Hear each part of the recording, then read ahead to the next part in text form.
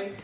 And basically it's on normal retirement versus which I personally call NEO, which means new retirement. And basically I'm just going to highlight the difference between the two.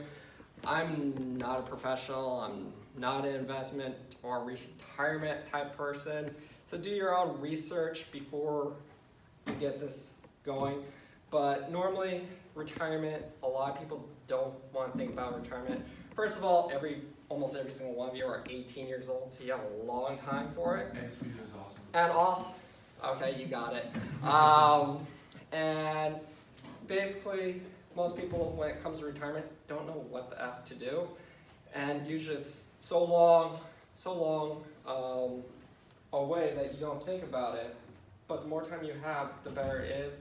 And it's not just about thinking about what you're going to do when you can't work or you're old and can't do anything. And some people will actually won't even think about retirement because it's almost like thinking about death, and it's not really. What my definition, which is actually hopefully it's going through normal, but my definition of retirement is basically not having a job and being able to focus on what you want to do, your passions, your loves, whether it's travel or whatever. But I'm going to go over normal retirement first, which I didn't test this, because most of the time it's like retirement. I have asked a lot of people, like when my profession of personal training, I trained over 100 people that were in retirement already. And most of the time, I ask them, what do you do? And they're like, watch TV, they're doing fishing, bingo, and they really don't know what they want to do. Personally, this is not only about figuring out how much money you want to make. In this presentation, I'll show you that, but it's also about what is your passion? What do you love to do that you'll do for the rest of your life and you'll be focused on doing for the rest of your life? And the normal retirement really is, man, I should have not done that in fact. After college, you work 30 years, and then you retire. Reason for that is by the 30-year mark is usually you get Social Security. 30-year mark is when you should have already bought a house. You have a 30-year mortgage, and in 30 years, that mortgage is paid off, so your expenses are actually lower.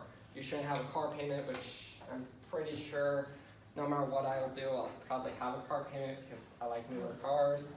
And usually the goal is to move to Florida and then normal retirement, because most people don't think of retirement and save enough money as their plan is to live with their kids and kind of be dependent on their children. I do have a nice little slide. This is actually what retirement should be, where it's 30% is Social Security. And most people I talk to, they think, oh, so Social Security is their whole retirement. No, it's only 30%, if that. This is basically from your company that you work for, should have a retirement plan. What that will do, long term, you'll have money left over for retirement.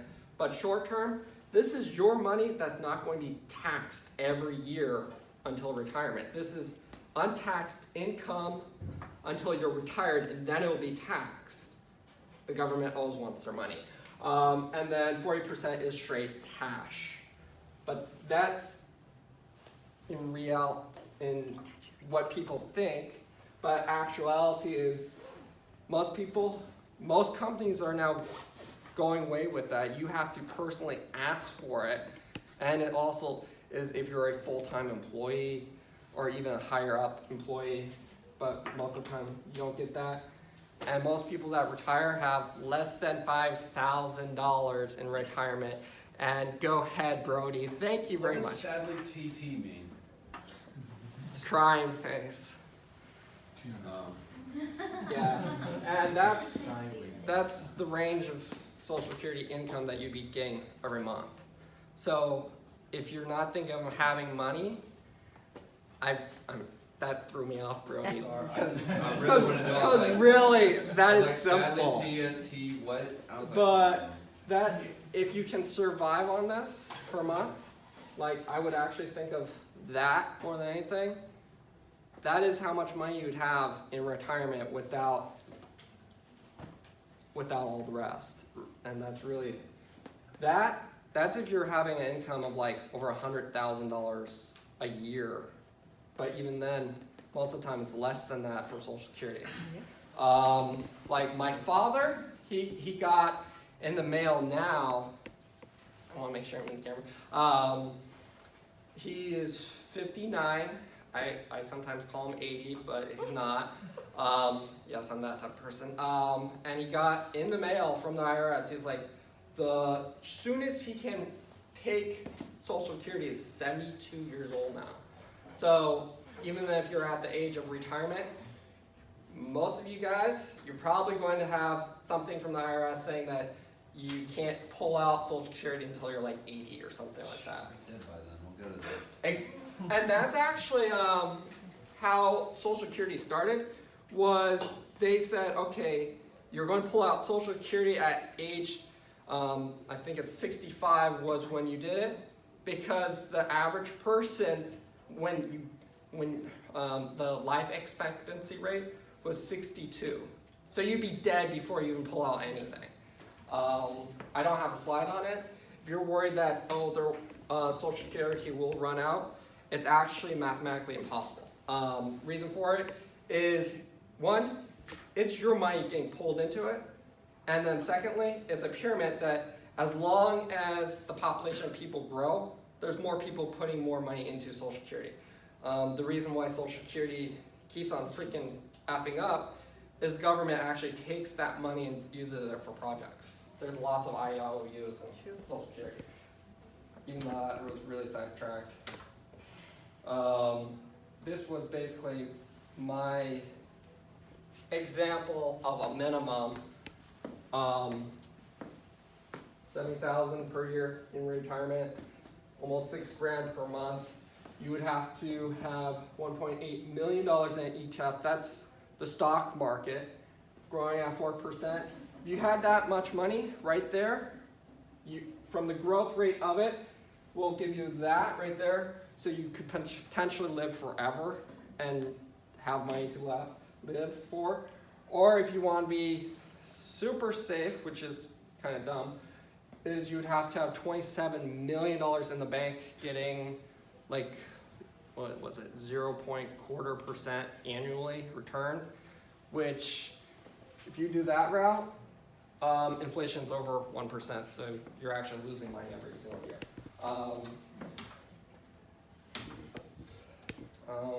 And this is just a little pros and cons. Normal retirement is you're an employee and you get a guaranteed paycheck. The problem with that is I just highlighted basically everything what's wrong with normal retirement, which is retirement, unless you're smart enough to hoard your cash and have a good corporate job that has a Roth IRA or a 401k, you're not going to really have a good retirement at all. The one that I'm talking about right now, personally, the pros, income without you, unlimited earning potential, but the downside, and this is why I would venture about more than 90% of people won't do it, is there's no risk, there's no guarantee. You could literally work for 5 years doing this and make zero on it. And it's very high stress, which is basically creating a business. There's 3 ways. I did have personal finance, which you can use personal finance even as an employee to improve your financial situation. The first one, starting a business, very self-explanatory. The pro right now in life is the cost of becoming a business owner is really cheap.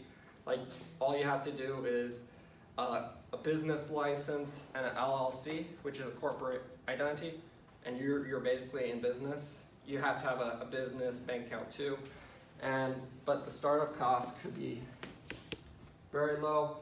This is very general. I'm not going to go in detail, but you can start a website, a service, or anything, and basically, the benefits, this one is the best.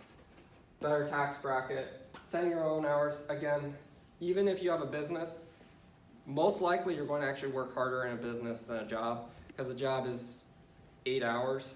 This, you're going to work that 8 hours, but then you have to do payroll, you have to do your own paperwork, you have to do everything, where a lot of people, like my father, he personally liked the idea of setting his own hours, and he doesn't work that much anymore, but he also had days when he worked 20 hours per day for a few months. Like I stressed out, last one, so you can lose all your money doing that. Lost all your money. Yeah, you can. The second one is real estate, and personally, I like real estate the most, even though 2008 recession hit, made all prices go down. But the pros of it, really, and this is actually an example like what I'm going to be doing, is if you find a house that's worth $100,000, there are houses that are worth $100,000 that the seller wants to get rid of it and offering it for $50,000. And right there, closing costs 3%, down payment 5%, usually it's about $5,000, and you literally are controlling a $100,000 property right there. You can either live in there, which everyone needs a house and you need that. And if you find a deal like this, if you're worried about your credit score, even if you're even a lower credit score than that, if it's that big of a deal, you're going to find money if you are passionate enough to find it. Like, for example, which is not on there, my father actually bought a 1.5, what was it, 1.5? No, it was about $1 million house, 0 down, and his credit score at the time was a little higher, but it was 0 down, and he bought many more properties. And this example could go whichever, but the example of real estate that I like is for a mortgage, the banks will always look at the total worth right here, and you can basically get a loan up to 85% of that worth. So if you get, which is a lot of math, I'm sorry, buying it for 50, you can actually get a secondary mortgage, get 85. So you just put in $5,000 of your own money down payment, and you just pulled out $35,000. Yes, you're going to have to repay that in a 30-year mortgage at about 4% interest, which is nothing, almost nothing. But you take that money and you use it to buy 2 more houses, and then you rent it out. That is the model that you can grow, and this is very much a positive model, but this is also the downside though, is if you were in 2008 and you bought a house that was worth $100,000, this one is actually different. It's like you screwed up even bad, and it's worth $100,000, and you bought it for $150 because you thought it was going to go up. I don't know. It's just, I've met people that did that. What? So they watched House Hunters too many times. Exactly, and it's a lot of those shows.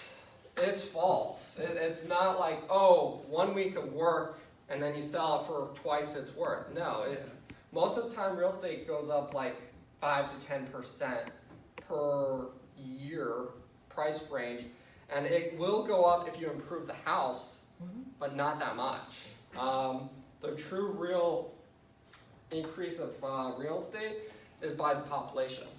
And Florida, so many people love, like even my retirement side, everyone wants to live in Florida. So anyways, now the second thing, the third way is basically investing in the stock market. Again, cons is you could lose all your money, not guaranteed income. It takes money to make money. But really, the stock market, unlike real estate where there's closing costs that's 3% and then down payment of 10, the stock market, there are platforms that you can buy stocks with your own money for almost 0 cost. 0 fees, I mean. and it's an asset that can be sold, income without you, because basically once you own that stock, it's like real estate. If it goes up, you profit from it. If it goes down, you're screwed. But there are companies, stocks, that if you buy and just hold it, they'll pay you a dividend. They'll pay you money just to hold it. And that's what I like, because I'm looking at retirement. And then, yes, I actually did Bitcoin crypto. It works, but it's more of a bullshit scam than anything else, which I should actually delete that from my video. And basically, this is going into my conclusion. Starting a business, startup costs up to $10,000 or more. Like you could start a bakery or a bigger project. Real estate, if you find the right deal, 10%, you could potentially get more money and you can have cash out of your pocket. And then stock market, you can start $50, $1, and you can start that and it'll start growing. Especially like Mario, you're 18 years old. 30 years from now, if you put $1 in every single day, that can grow a lot. It won't be retirement money, but it might be like enough for Chick-fil-A. This one was personal finance. I personally like his message for most people. It's Dave Ramsey, because he basically talks about retirement and a step-by-step approach that if you look him up, he has a lot of free stuff. And there's a few other things, like this is a slide which is just comparing the two, which is normal retirement, Social Security. That's what most people will have that, and that is after college. This, you can be buying houses at 18 years old. You can do the stock market 18 right now. You can start a business right now, and if you do it right, 10, 15 years, you're retired, and you're not doing nothing with your life, but you're doing your passion. You don't have a job, so you have extra 8 hours every single day to pursue your passion, pursue your goals. You can pursue traveling, and those were my resources. That was it. That was it? Yeah, it was long, I'm sorry. What if you just want to do like... Questions? Yeah, what if you want to just do like, I don't know, like every month put $200 in the savings account, you do that for 12 months, Yeah, that's for having 30 cash. years, that's $72,000 right there. Correct, you can do that. The difference is between stock market and savings. Stock market, if you buy the right stock, that $200, Yeah. correct. Okay, but go Saving ahead. the $200 a month is a for sure then. Yeah, but you're paying taxes on inflation. Same thing with the stocks, but you only have to pay that when you sell the stocks because it's capital gains, which is 18% versus whatever your income bracket is. What are you going to do if the stock market crashes again? Oh well. Oh well. Revive FDR. And that's why every single model I put, there is a risk of losing everything. You could basically buy a company that's worthless, that's on the stock market, and because it's worthless, it's worthless. Yeah. For me, I use Forbes 5, or actually I cheat and just use the top 10 richest people in the world and just look at what stocks they buy, and then I research those companies, and if they actually make sense that they will be around for retirement, I'll buy them, because the richest people in the world don't F up on their money that much. And if they do, they're risking that money to make 10 times that money. So that's why. You had a question. What if your passion was a certain kind of work and you didn't want to retire? Then you have the money to do that. Like, there are people that are working, like my father, he personally loves to do real estate, he loves to do internet marketing, he loves to do selling. And he personally has retired since he was like, God, before I was born. Technically, you retire when you stop working. So if you love your work and you never work. That's not really work. Actually, that's really not really work. That's me as a Yeah, the concept is this really is supposed to He me. even says stuff like Yeah, that. Enjoy your work. because you're still going to be doing something the rest of your life. By default, you're going to have something to do. What do you think about investing all your retirement or buying a house? Would that accumulates good, if the market goes up or down, is it a good investment? That was part of my path was real estate. The problem is your time frame. I need to get my thing. Okay, now. Sorry, babe. Good? Time's up. Yeah. Then.